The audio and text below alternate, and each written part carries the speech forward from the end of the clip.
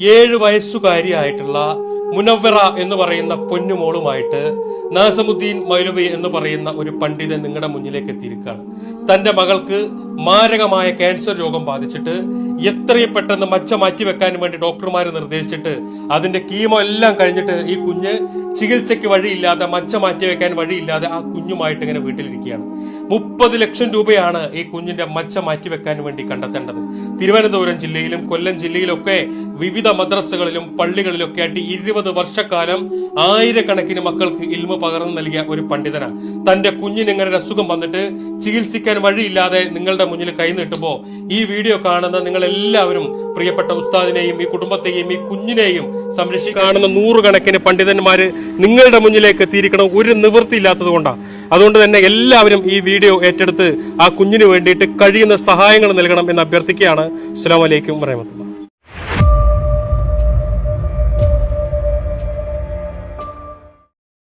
അസ്സലാമു അലൈക്കും വറഹ്മത്തുള്ളാഹി. പ്രിയമുള്ളവരെ, നിങ്ങളിപ്പോൾ കണ്ടത് ഒരു പഴയ വീഡിയോ ആണ്. ഫിറോസ് കുന്നംപറമ്പിൽ കാണിക്കുന്ന ഈ ഒരു വീഡിയോ ഷോർട്ടാണ്. അപ്പോൾ ഇത് ഒരു ഉദാഹരണക്ക് വേണ്ടി മാത്രമാണ് നിങ്ങൾക്ക് കാണിച്ചത്. ഇത്രയും കഷ്ടപ്പെടുന്ന ഈ ഫിറോസ് കുന്നംപറമ്പിൽ ഒരുപാട് രോഗങ്ങൾക്ക് വേണ്ടി, ക്യാൻസറിന് വേണ്ടി, പല രോഗങ്ങൾക്കും വേണ്ടിയും ഈ ഫിറോസ് കുന്നംപറമ്പിൽ കഷ്ടപ്പെടുന്നുണ്ട്, പിരിവെടുക്കുന്നു, അതിൻ്റെതായിരിക്കുന്ന എല്ലാ കാര്യങ്ങളും ചെയ്യുന്നു. ഇത് കേരളത്തിൽ തന്നെയല്ലേ? കേരളത്തിൽ തന്നെ അല്ലേ എന്നാണ് എനിക്ക് ചോദിക്കാനുള്ളത്. ഇവിടെ നൂറെ ഹബീബെ ആറ്റക്കോയ എന്ന സർവരോഗശമനം, സർവരോഗ പരിഹാരമുണ്ടാക്കുന്ന ഈ മനുഷ്യൻ ഉണ്ടാകുമ്പോൾ അവിടെ ഫിറോസ് കുന്നംപറമ്പിൽ ഇത്രയും കഷ്ടപ്പെടേണ്ട ആവശ്യമുണ്ടോ എന്നാണ് എനിക്ക് ചോദിക്കാനുള്ളത്. അപ്പോൾ ഈ നൂറെ ഹബീബെ ആറ്റക്കോയ പറയുന്ന കാര്യങ്ങൾ, അദ്ദേഹത്തിന്റെ പ്രചരണങ്ങൾ, അദ്ദേഹം ചെയ്യുന്ന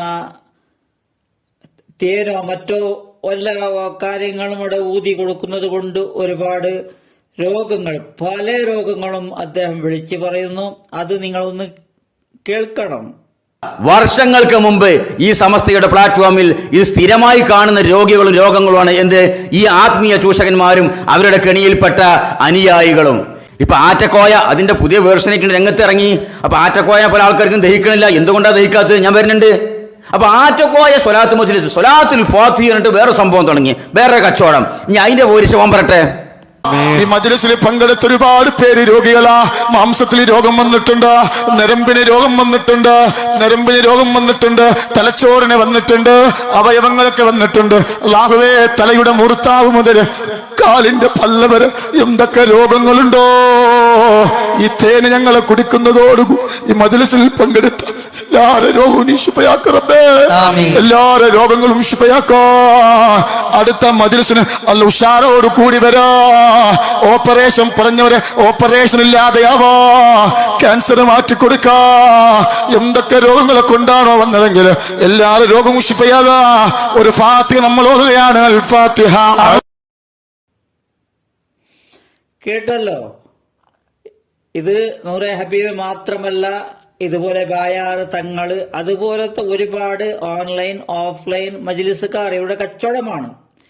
അത് ഇവരുടെ കച്ചവടമാണ്. ഇത് അവരുടെ കച്ചവടമെന്ന് ആരും മനസ്സിലാക്കുന്നില്ല. ഒരുപാട് ആൾക്കാർ അവിടെ രോഗശമനത്തിന് വേണ്ടി വരുന്നു.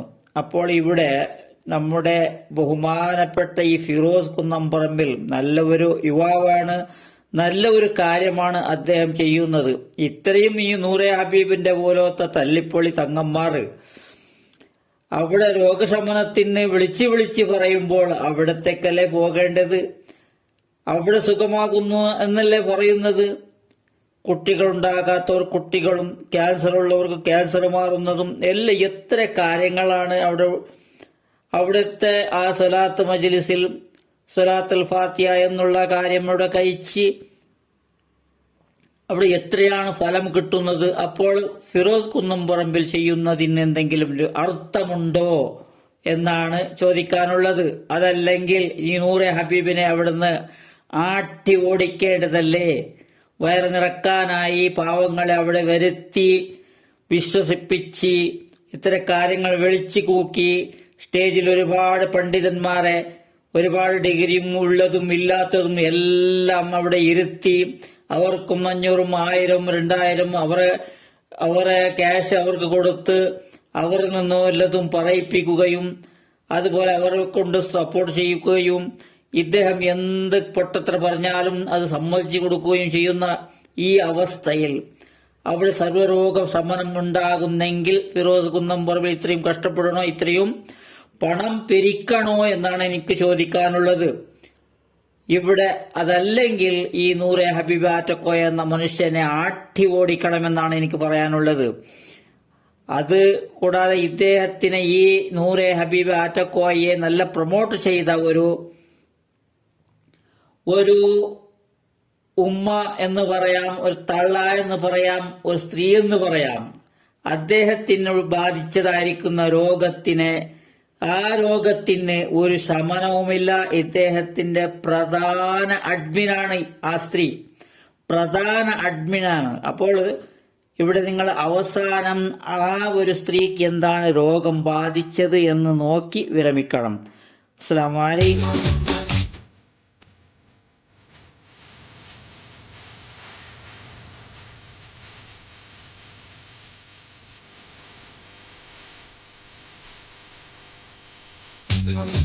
ചില കുറിമന പദം